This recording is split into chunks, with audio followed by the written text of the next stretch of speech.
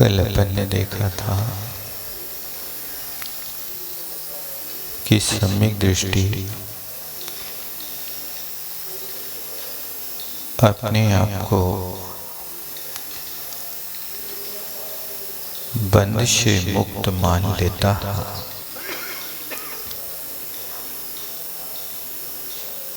लेकिन उसके साथ बंदगी और मोक्ष की क्या क्या व्यवस्था है, उस चीज को सांगोपांग समझने की कोशिश करना चाहिए।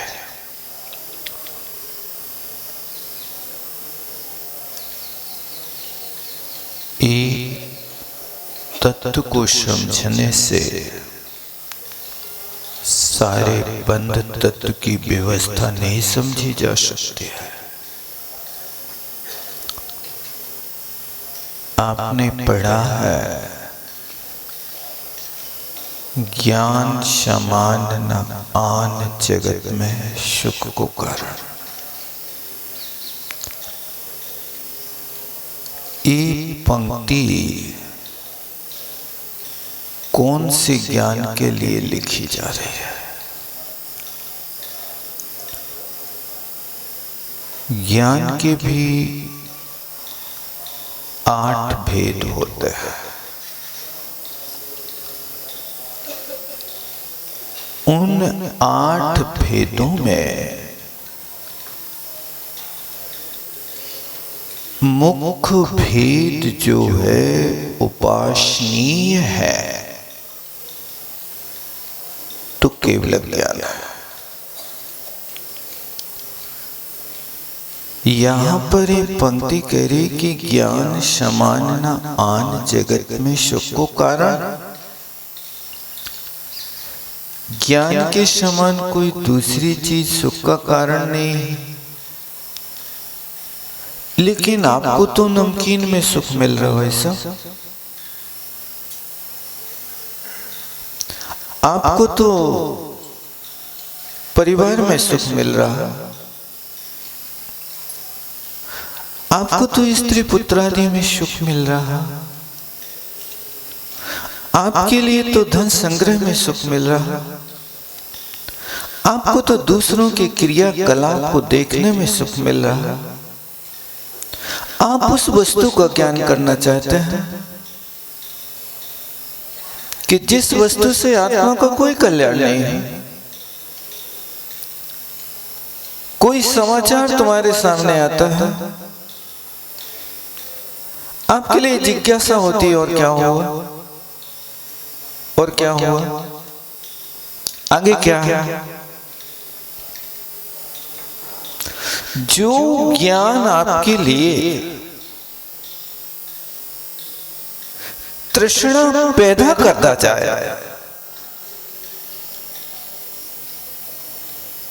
वो तृष्णा उत्पत्ति करने वाला ज्ञान सुख का कारण कैसे होगा?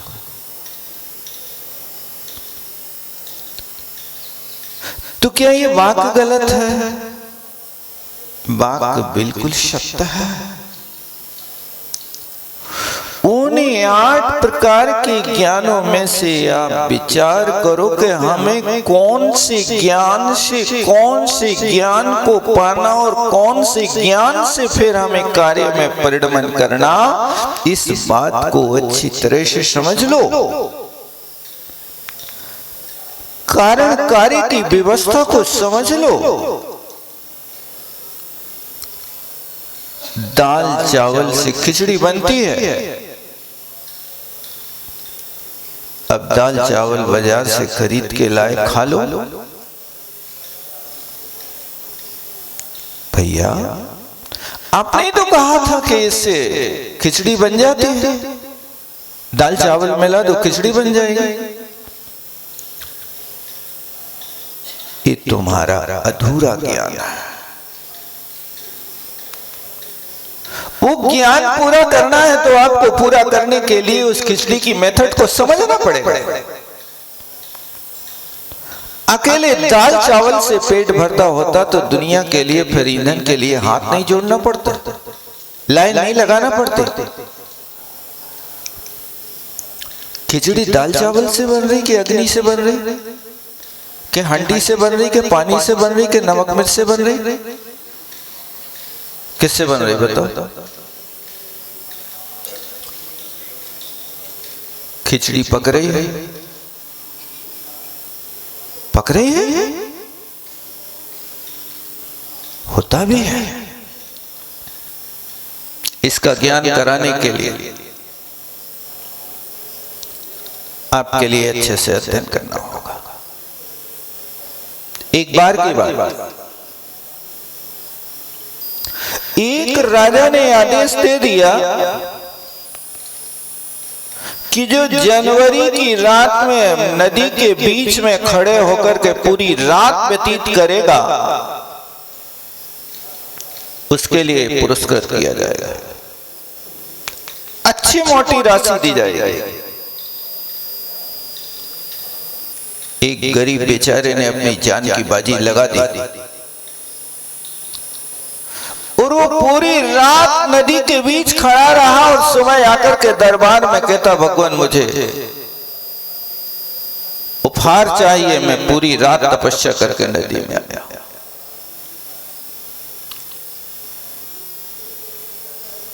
तुम ये बताओ कि नदी में खड़े रहे तुम क्या देखते रहे? बोले आपके माल का टिमटिमाता दीप मुझे दिखाई देता रहा, उसके सहारे खड़े रहे। बस यही तो है, तुमने महल के दीपक से गर्मी ले ली, अब तुम्हें ठंडी कहां से लगेगी? तुम्हें कोई पुरस्कार नहीं मिलेगा। दीपक दिखता रहा ना तुम्हें, मारा गया बेचारा गरीब, दोनों तरफ से लुट गया, यहां स्वास्थ्य खो दिया, वहां संपत्ति खो दी। क्या करे, बड़ा संकट में था। मंत्री के सामने प्रस्ताव रखा, एका की स्थान पाकर के मंत्री ने कहा ठीक है, चिंता नहीं करो, तुम्हारा निर्णय होगा।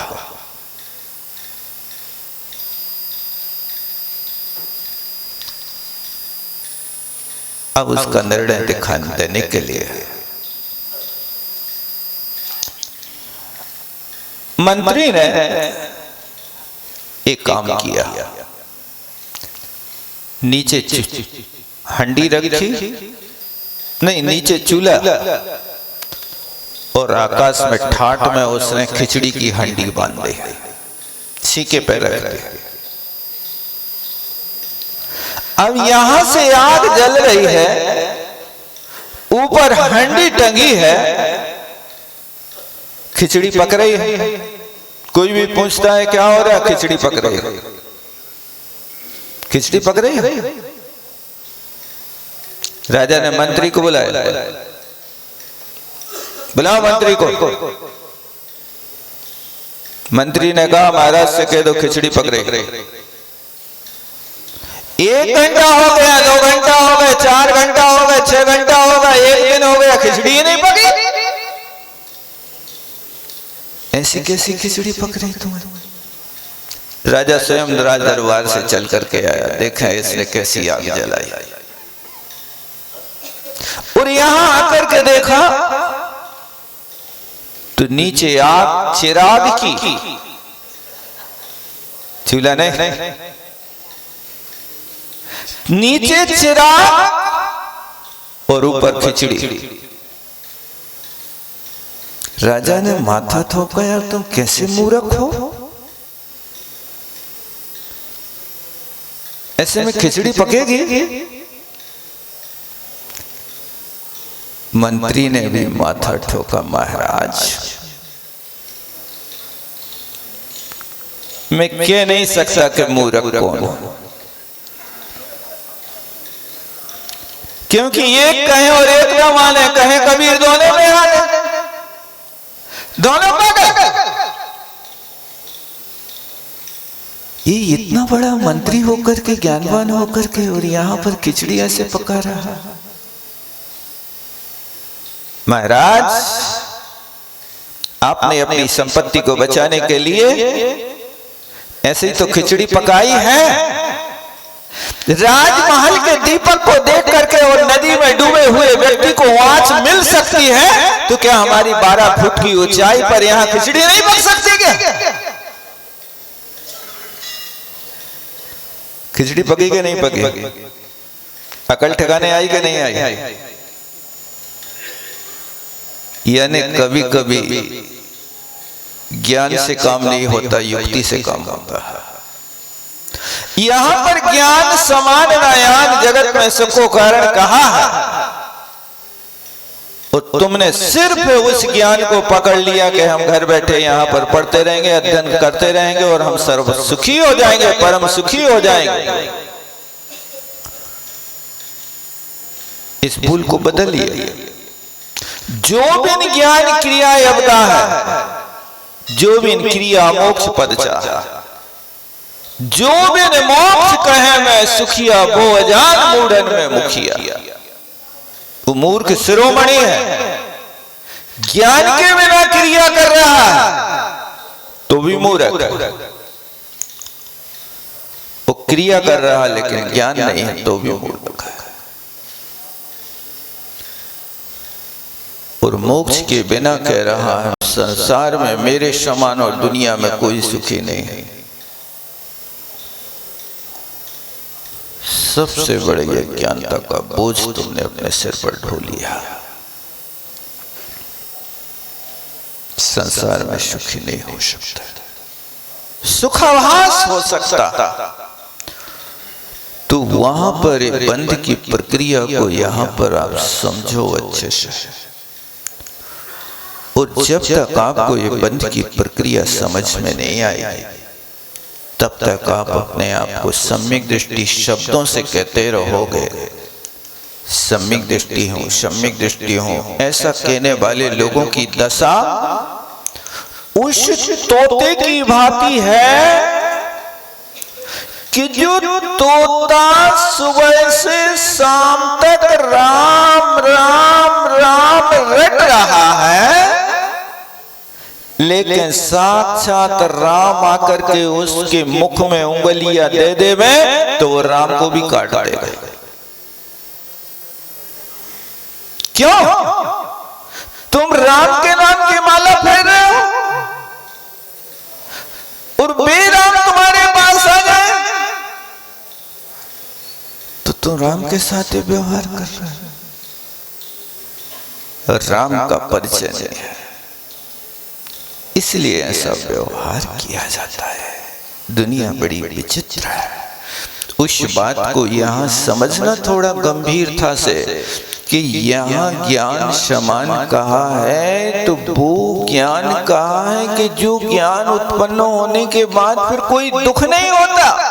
केवल ज्ञान होने के बाद फिर कोई दुख नहीं, केवल ज्ञान होने के बाद फिर कोई संसार का परिभ्रमण नहीं, केवल ज्ञान होने के बाद कोई इंद्रियों के स्वामित्व नहीं, केवल ज्ञान होने के बाद संयम मार्गणा समाप्त। संयम मार्गणा के जितने भेद हैं उस सब मार्गणा के भीतरगत है। और जैसे ही केवल ज्ञान होता है मोक्ष की प्राप्ति हो जाती है। गुण स्थान समाप्त, मार्गणा समाप्त, जीव स्थान समाप्त, योनि स्थान समाप्त। सिद्धों की कोई योनि नहीं बनती भाई साहब, सिद्धों का कोई गुण स्थान नहीं होता। यहाँ एक एक गुण स्थान को तरस रहे, उस गुण स्थान में पहुंच जाए तो एक एक लब्धि स्थान को तरसते हैं।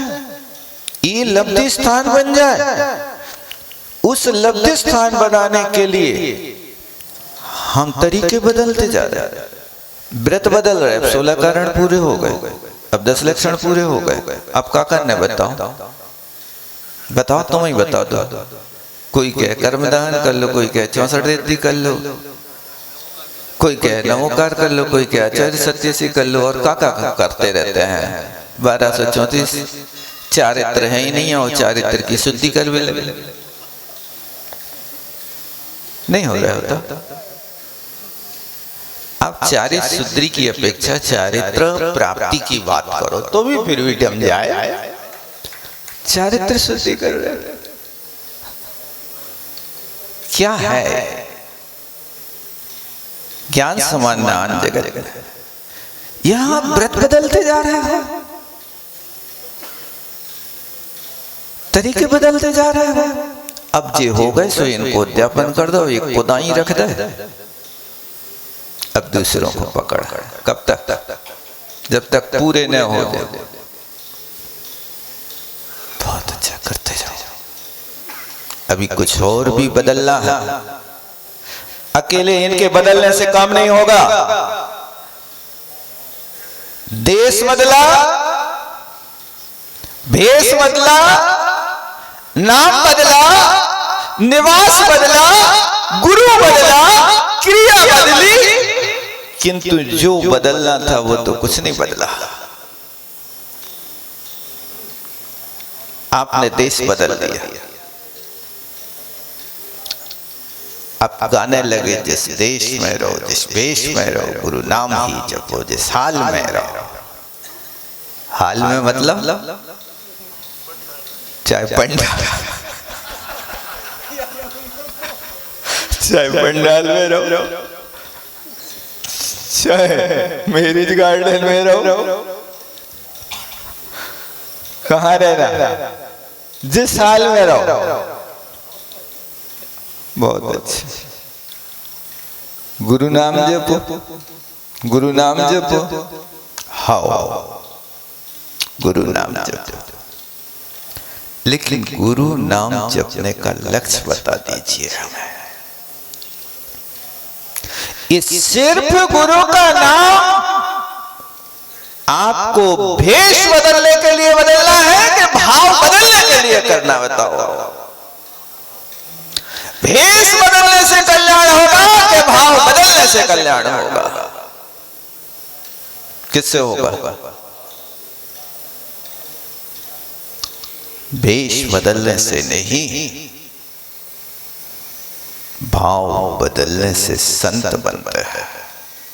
संत स्वभाव से संत बनता है।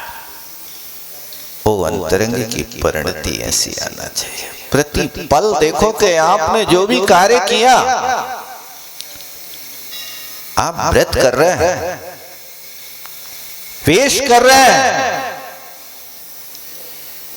लक्ष्य क्या है? बुखार चढ़ाने का कि उतारने का? क्या है? व्रत कर रहे, कल को उपवास करने हैं और शनिवार के दिना से तुम्हें बुखार आने लगा। रविवार को नमक की रसी है और शनिवार को दोनों नमक खा रहे हैं, बीपी लो न हो जाए,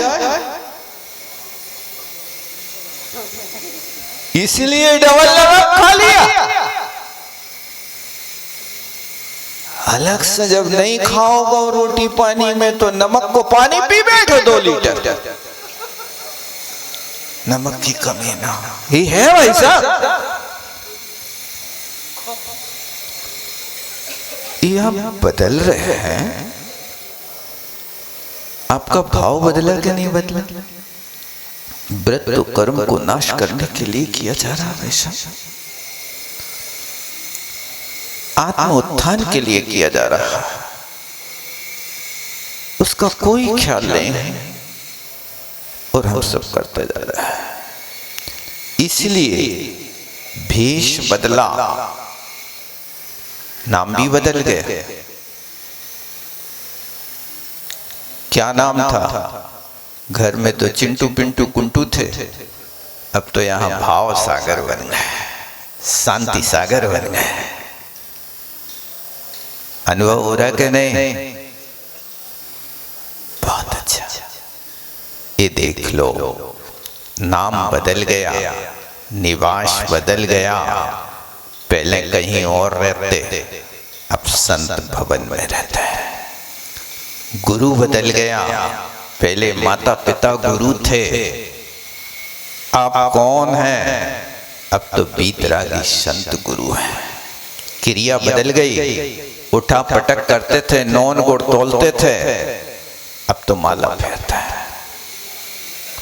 ये सब चीजें बदली, देश बदला, भेष बदला, नाम बदला, निवास बदला, गुरु बदला, क्रिया बदली, लेकिन जो बदलना था वो बदला कि नहीं, इसके ऊपर दृष्टिपात करो। राग देश निवृत्ति चरणम प्रतिपद्यते साधु।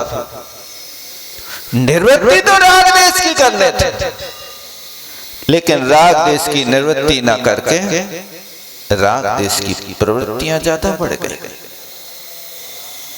अब जब राग देश की प्रवृत्ति बढ़ रही है तो तूने आपा नहीं जाना कैसा ज्ञानधारी रहे? आपसे ही पूछ रहे हैं, तूने आपा नहीं जाना? जब अपने आप को नहीं जाना तो कैसा ज्ञानी है रे?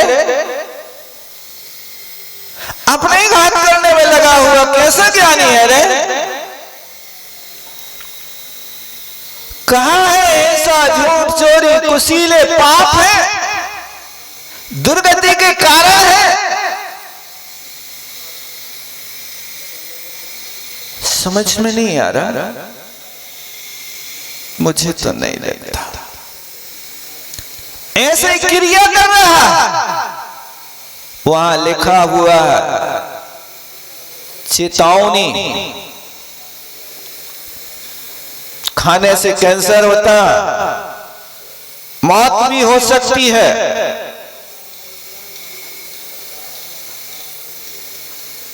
शराब की दुकान वाले ने भी लिख रखा है, शराब पीना मना, खरीदना तो चल।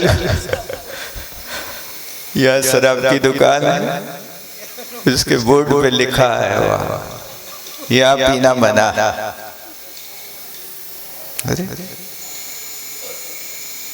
शराब की दुकान के सामने बहुत बड़े बड़े अक्षरों में लिख रखा, शराब छोड़िए। इतना विज्ञापन करने के बाद भी कुछ भी समझ में नहीं आ रहा, वही काम चल रहा। इसी बात को यहाँ पर कहते हैं, आपको मुख्य लक्ष्य बना करके रखना है कि दुनिया को बदलने की अपेक्षा अपने भाव को बदले। देश भेष नाम निवास बदलने की अपेक्षा आप अपनी परिणति पर विचार करें। वो दूसरों की परिणति को पकड़ने की अपेक्षा अपनी परिणति को पकड़ो कि आपने ये भाव किया है, तुम्हें पता है इसका फल क्या होगा। सामने वाले को आपने गाली दी है, पता है इसका फल क्या होगा। एक बीज आपने बोया है, अंगूर का बोया कि बबूल का बोया। आपने किसी को गाली दी है, चाटा मारा है, यानी आपने बबूल का बीज बोया है। आपने किसी का परोपकार किया है, आत्मा का उपकार किया है, आत्मा के लिए मृताचरण की क्रिया की है, आपने अंगूर का बीज बोया है। और पेड़ बबूल लगा के भैया आम कहां से पाओ? बबूल हो करके आप अंगूर कैसे पा सकते हो? सामने वाले को गाली देकर के आप माला कैसे पहन सकते हो? ददाति यत्तु यस्यास्ति। आपको माला कोई पहनाएगा जिसको आपने माला पहनाई है। जिसको आपने गाली दी है वो तो आपके लिए गाली से ही स्वागत करेगा। अपेक्षा मत करना को हम गाली सुनाए और बढ़िया वो थाली खिलाए, संभव नहीं हो सकता। बदलना होगा। इसलिए उसको बदलने के लिए यहाँ पर कहते हैं, देखो कल अपन ने देखा था ना कि शुद्धोपयोग रूप चारित्र से बंधन कटता है। ये भावार्थ की 6वीं 7वीं लाइन में देख लेना। फिर कहती इसलिए राग होने पर बंध ना होना मानकर स्वच्छंदी होना तो मिथ्या दृष्टि ही है। देखो कितनी अच्छी बात लिख रहे हैं, ध्यान देना। राग होने पर बंध ना मानना, ये बंध तत्व की भूल है। राग कर रहे हैं लेकिन हमें बंध नहीं हो रहा। ऐसा कैसे कह रहे हो? ऐसा राग है तो बंध है, पानी है तो चिपकन है। जहां पानी पड़ा है वहां कीचड़ होगा। आप कैसे बचे? इसलिए थोड़ा भी पानी गिरेगा तो कीचड़ तो बनेगा ही बनेगा। लेकिन आप लोगों कीचड़ ना बन पाए इसके पहले ही आप लोगों ने पायदान डाल दिया। और वो पायदान पे भी आप लोग अब मुख से नहीं बोलते वेलकम, अब आपके पैरों की लतरों में पढ़ा लिखा होगा वेलकम। नहीं होगा? आपको फुर्सत नहीं है वेलकम करने की, लिखने की दीवार पे जरूरत नहीं। आपका वेलकम कौन कर रहा है? हम कुछ कह नहीं रहे। जो पाँव में होता वो तो जूता होता, और तुम्हारा वेलकम जूता कर रहा तो जूता से कम है क्या? बस जूता थोड़ा मोड़ा होता है, वो थोड़ा खड़ा है, सीधा है, और क्या है? रखे तो जूते जाने। आपने उस वर्णमाला की और फजीती कर दी। उस वर्णमाला को जिसको आपने लिखा सिद्धो वर्ण समाम्नाया, श्रुत का एक एक वर्ण उपासनीय है, उसको आपने कहां डाल दिया पहुंचने के लिए? विचार नहीं किया। और आप बड़ी शौक के साथ खरीद के लाते हो और वही डालते अपने दायरे, क्योंकि ये डालेंगे तभी तो हम कहेंगे धनी सेठ, तभी तो हम माने जाएंगे कि बहुत बड़े ज्ञानी पुरुष। आप पूरा नहीं डाल सकते, फट्टी नहीं डाल सकते, कोई कपड़ा नहीं डाल सकता। स्टैंडर्ड, ये स्टैंडर्ड आपकी इस प्रकार की बुद्धि को हरण करता जा रहा है। ये बुद्धि का हरण कौन कर रहा है? आपका कोई एक पेन हरण कर लेता तो रिपोर्ट कर लेते हो। बुद्धि का हरण हो रहा तो आप क्या करते हो बताओ? किसी गुरु के पास जाकर के निवेदन करते हो कि भगवान मेरी बुद्धि का हरण हो गया है, मेरे निर्णय जला दीजिए? कोई नहीं करता, कोई को शिकायत नहीं, लेकिन मुझे तो शिकायत है कि जैसे आप एक पेन के लिए काम करते हैं ऐसे यहाँ पर भी करने की कोशिश करो। तो यहाँ पर देखो क्या लिखा कि वो बंध ना मानकर स्वच्छंदी होना तो मिथ्या दृष्टि ही है, सम्यक दर्शन उसके पास है ही नहीं। यहाँ कोई पूछे, मिला कि नहीं मिला आप लोगों को भावार्थ? यहाँ कोई पूछे कि व्रत समिति तो शुभ कार्य है, इनको पालने पर भी पापी क्यों कहा? देखो ऊपर कहा था ना यहाँ सम्यक दृष्टि, तो फिर कहा था समिति परताम आलम्बनताम, समितियों में तत्परता रहना, इनके आलम्बन से जी रहा है, व्रताचरण कर रहा है, इन सबको करता हुआ भी प्रश्न खड़ा कर रहे। देखो ग्रंथकार स्वयं ध्यान दो, प्रश्न क्या है कि यहाँ कोई पूछे कि व्रत समिति तो शुभ कार्य है, उनके पालने पर भी पापी क्यों कहा? अब देखो यहाँ व्रत समिति कह रहे माने सम्यक दृष्टि का प्रसंग है, और वो सम्यक दृष्टि व्रत समिति वाला चाहिए कि गृहस्थ चाहिए? आपको समय सार में कौन से सम्यक दृष्टि की बात है? व्रत समिति के पालन करने वाले की बात है। और घर में व्रत समिति का पालन होता कि नहीं होता? घर में दुकान चलाते समय क्या आप गुड़ की ढेली उठाते हो तो मार्जन करके उठाते हो कि जहां भी बर्रियां जली से धुआं करते हो? अच्छो धड़ल्ले से धुआं करके या और भी कोई क्या क्या डाल करके उनको बरोबर करते हो? क्या करते हो? देख लेना आप लोग। ये लिखा तो यहाँ कौन से सम्यक दृष्टि को कहा जा रहा है उसको भी बुद्धि में अच्छे से सेट करना। इसलिए शंकाकार ने कहा कि व्रत समिति तो शुभ कार्य हैं, उनको पालने पर भी पापी क्यों कह रहे हैं? ये प्रश्न तो हुआ श्रोता को, क्योंकि बहुत कड़वी बात है, सरल बात तो है नहीं। उसने प्रश्न पूछ लिया। देखो समाधान क्या कह रहे हैं, उसका समाधान कहाँ लिखा है? कहाँ लिखा? सिद्धांत में। देखो लिखा ना, यहाँ आगे की पंक्ति देखो ना, बड़ा उसी में लिख रहे हैं। मतलब पंडित जी जो लिख रहे हैं वे ये नहीं कह रहे कि हमारे घर में लिखी है बात, हमारे यहाँ से लिखी है। ये कह रहे सिद्धांत में मिथ्यात्व को ही पाप कहा है और कोई दूसरी बात पाप नहीं है। क्या है?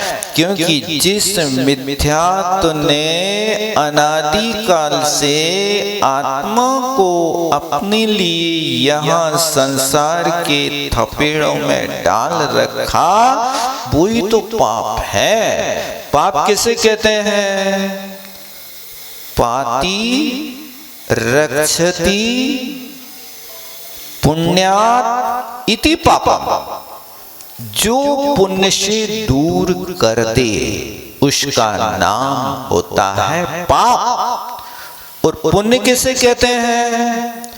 पुनाति आत्मानं पवित्रं करोति इति पुण्यम। जो आत्मा को पवित्र कर दे। देखो ये परिभाषा पूज्यपाद स्वामी ने सर्वार्थ सिद्धि में लिखी है।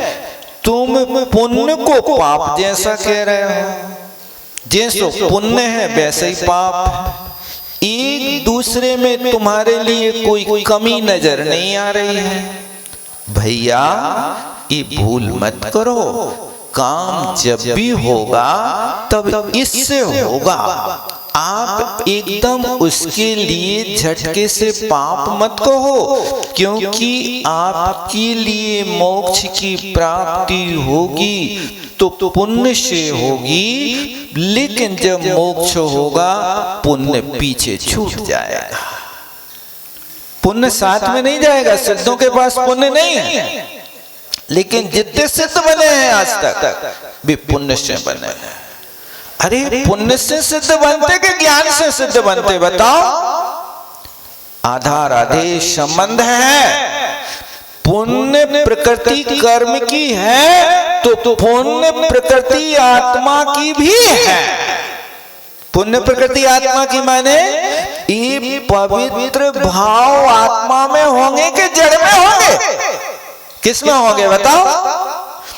ये पवित्र भाव आत्मा में होंगे तब तो तुम तीर्थंकर, आहार, दुख, सम, चतुर, संस्थान, वज्र, वृषभ, नारा, संगनन ऐसी प्रकृतियों का बंध कर पाओगे, तब तो मोक्ष होगा ना। ये जो आपके लिए नाम कर्म की उदय से मिलने वाली सामग्री, ये द्रव्य बोलना, और आत्मा ने उस सामग्री को प्राप्त करने के लिए जो भाव किया उसका नाम भाव पुण्य है। ये दो प्रकार की प्रक्रियाएं चलती हैं, द्रव्याश्रव, भावाश्रव। द्रव्य बंध, भाव बंध। भाव बंध सीधा आत्मा से संबंध रखता है और द्रव्य बंध पुद्गल से संबंध रखता है। इन दोनों प्रक्रियाओं को समझो। और आप एकदम बोल रहे हैं कि पुण्य तो बिल्कुल ही ये है, भगवान के मंदिर में मत जाना, नहीं तो तुम्हारे लिए भी ऐसा ही दोष लगेगा, बंद हो जाएगा, और बहुत बंद होगा तो तुम दुर्गति में रुल जाओगे। यदि ऐसा था तो भगवान ने आयतन और अनायतन की व्यवस्था क्यों बनाई भैया? आयतन की व्यवस्था घर की व्यवस्था है कि भगवान ने बनाई हुई व्यवस्था है? तीर्थंकर भगवान ने ये बात हमें कही है कि तुम आयतन का सेवन करो। आयतन का सेवन करोगे तो सम्यक दृष्टि बनोगे, सम्यक दृष्टि बनोगे तो संसार का विनाश करोगे। एक दूसरे के साथ कार्य कारण संबंध है। आप किराए के मकान में भी रहते हो तो भी उसको अपना तो कहना ही पड़ता ना, नहीं कहते हमारा मकान है। आपसे कोई कहे भाई साहब आपका एड्रेस क्या है, तो आप अपने मकान का नंबर और मकान का मोहल्ला आदि जो बताते हो तो उस पत्र में एड्रेस में लिख देते हो कि किराए का मोहल्ला, किराए का मकान, किराए का नाम, ऐसा लिखते क्या? नहीं लिखते ना।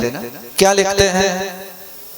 ये मकान है, ये गली है, ये मोहल्ला है, ये फलाना है। ये सारी की सारी चीजें आप वहां अपनी कह तो रहे, लेकिन श्रद्धा में बना हुआ गए तो किराया का छोड़ना है। 11 महीना के बाद यहां से भगना है। 11 महीना में ये व्यवस्था तुम्हें दी है।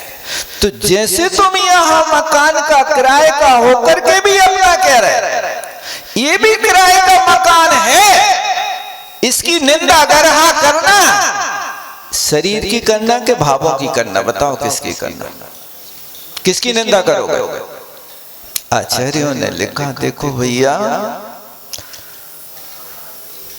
वो जलाने वाली लकड़ी होती है ना, उस जलाने वाली लकड़ी को भी जब जंगल से लाते हैं तो बेचारे लोग सिर पे रख के लाते हैं।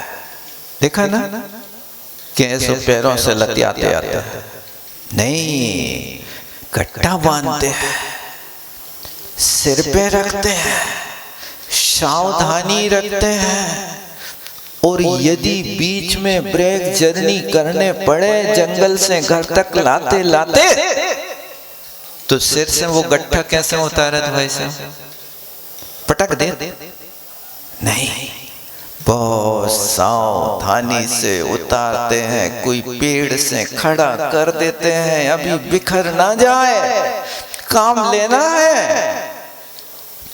और वहां से लाते बहुत सावधानी रखते, और वो लकड़ी जब मंजिल पर आ जाती है तो फिर वहां से कोई कहता थोड़ा उतरवाओ लकड़ी में, अब तो पूरे झटके के साथ फेंक देता है, उतार देता है। अब जरूरत नहीं संभालने की, क्यों?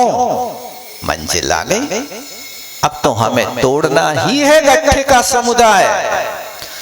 तो जैसे वो बेचारा गरीब लकड़ी बेचने वाला जंगल से लकड़ी लाते समय सावधानी रखता, सिर पे रखता और बहुत अच्छे ढंग से मांझ मूंझ करके उसमें कुल्हाड़ी से संभाल करके उसको करता, और फिर इसके बाद जब मंजिल आ जाती तो सिर के ऊपर से पटक देता।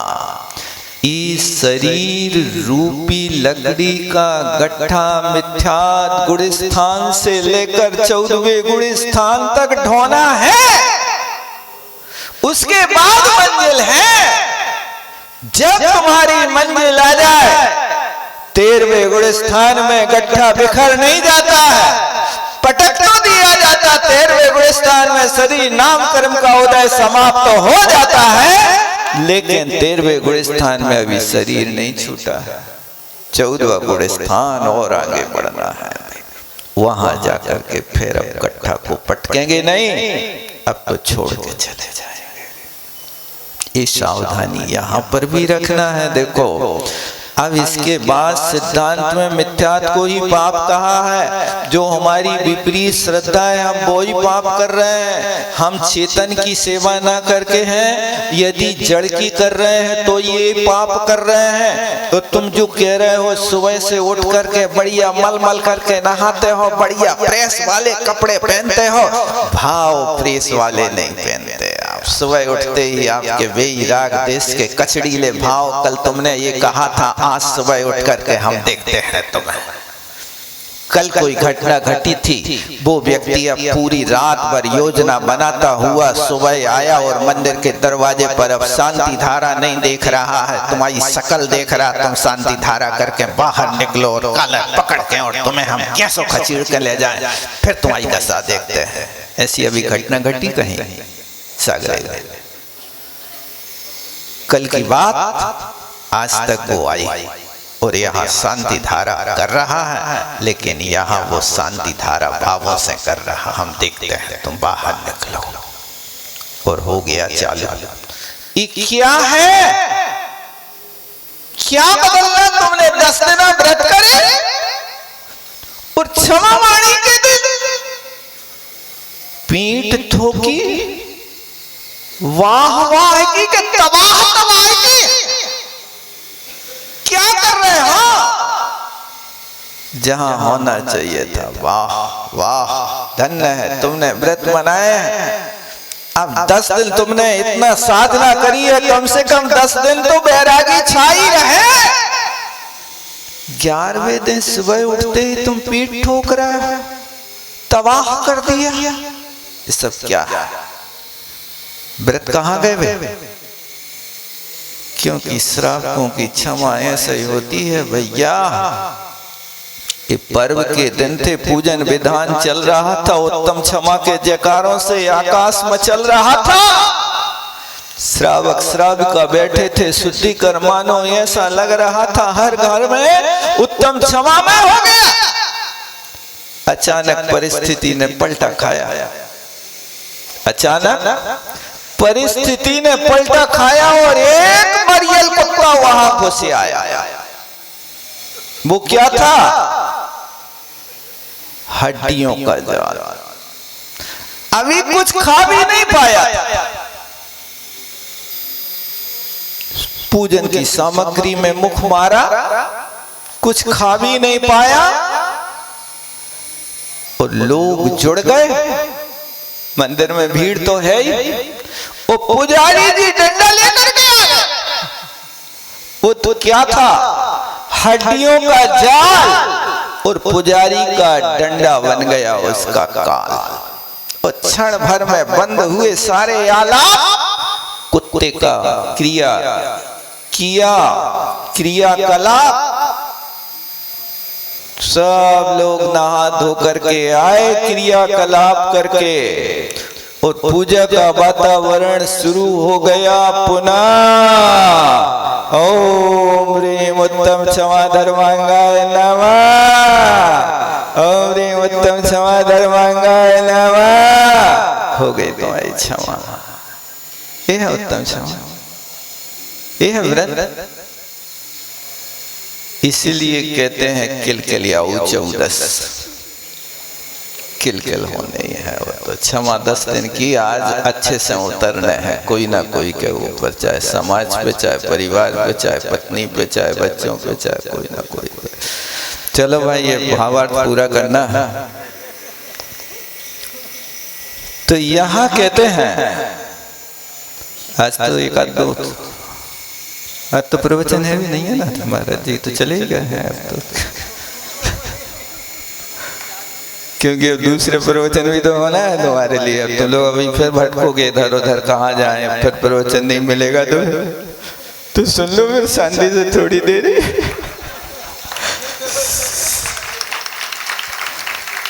चलिए, तो जहां तक मिथ्यात्व रहता है वहां तक शुभ अशुभ सभी क्रियाओं में अध्यात्म में परमार्थ से पाप ही कहा जाता है। देखो ध्यान देना, थोड़ा सा गंभीर है बात। यदि आप शुभाशुभ क्रियाएं कर रहे हैं लेकिन मिथ्यात्व से युक्त है तो वो क्रियाओं के लिए भी इस प्रकार से कह दिया जाता है।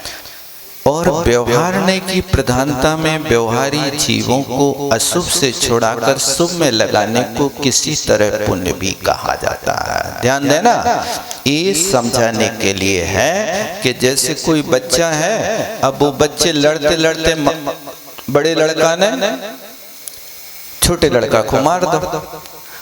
अब वो छोटा लड़का दादा के पास आया, मचला मचला रोता रोता, देखो भैया ने मुझे मारा, बहुत मारा है, अब मैं तब तक चुप नहीं होऊंगा जब तक भैया की पिटाई नहीं होगी। अब वो आंदोलन कर बैठा। अब उस आंदोलन के बीच में दादा निर्णायक है। अब इसको भी मन भरने और उसको भी मन भरने हैं, तो दादा बड़ी होशियारी से व्यवहारने से समझा देते कि अपना हाथ उसके गाल पे लगाया, देखो पिटाई हो गई बड़े भैया की। हाँ अब अच्छा है, बहुत अच्छा, देखो तुम्हारी पिटाई हो गई। अब वो पिटाई होने पर भी हंस रहा है और ये पिटाई को देख करके भी हंस रहा है, क्योंकि इसका मन तो पिटाई कराने का था, करा दिया। अब पिटाई हाथ की भाई के गाल की भाई, ये तो अंदर की बात है ना। ये व्यवहारी जनों को समझाने के लिए कि तुम्हारा मन अशुभ से हट करके शुभ में आ जाए, तुम पाप की प्रवृत्ति को छोड़ के थोड़ा कदम तो बढ़ाओ, यहाँ तो आओ, तुम पूजा नहीं कर रहे तो अभिषेक ही कर लो। समय सार की बात नहीं सुन पा रहे, कोई बात नहीं भैया, तुम कड़वी प्रवचन सुन लो। बेबी नहीं सुन पा रहे तो थोड़े और यहाँ आकर के भजन गीत में होते ना, तेरे दीवाने आए हैं, वो दीवाना बनने के लिए तो आ जाएगा, लेकिन श्रोता बनने के लिए नहीं आएगा। अब उस दीवाने में बनाने के लिए थोड़े हाथ पैर उसके हिल गए और यहाँ से थोड़ा सा ले जा एक पेंसिल से, वाह कितना पुरस्कार हुआ तुम्हारे यहाँ, तो हमें आने पर फोटो उतर गई, वहां पेंसिल मिल गई और 1 रुपया की पेंसिल में यहाँ पर आकर के थोड़ा सा नाच गान हो गया, सबके साथ तेरे दीवाने आए हैं गा लिया, ले मन फ्रेश हो गया। तो उसके लिए तो आएगा। अब समय सार सुनाओगे तुम, का दे हो भैया, कौन सी पेंसिल दे हो बताओ, घंटा भर बर्बाद और कर दे हो, कछु समझ में तो आने नहीं है हमारे लाना। आओ लच्छू जाओ लच्छू, नहीं ते कच्छू ने वो ते कच्छू, ये दशा है। इसलिए भैया अब लोग वही भला कि कम से कम एक पेन तो मिल जाएगा, कोई बात नहीं, पेन के प्यासे तुम्हारे लिए व्यवस्था डायरी की भी कर दे है, लेकिन आओ तो फुर्सत का। बहुत बड़ी विचित्रता है यहाँ पर।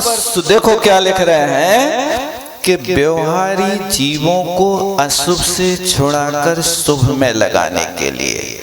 अभी ये समय सार तक जो आया है वो शुद्ध उपयोग की भूमिका लेने के लिए आया है, शुभ में रच पच गया है, वो शुभ की भाषा जानने लगा है वो, इसलिए यहाँ पर ये बात ऐसी लिखी जा रही है। एक एक कदम व्यक्ति आगे बढ़ जाए तो फिर उसके साथ में उसको संतोष होता है। लेकिन जब उसको समझ में आने लगा, अब समझ में आने लगा तो आगे की बात और फिर बढ़ाने लगे उसके लिए।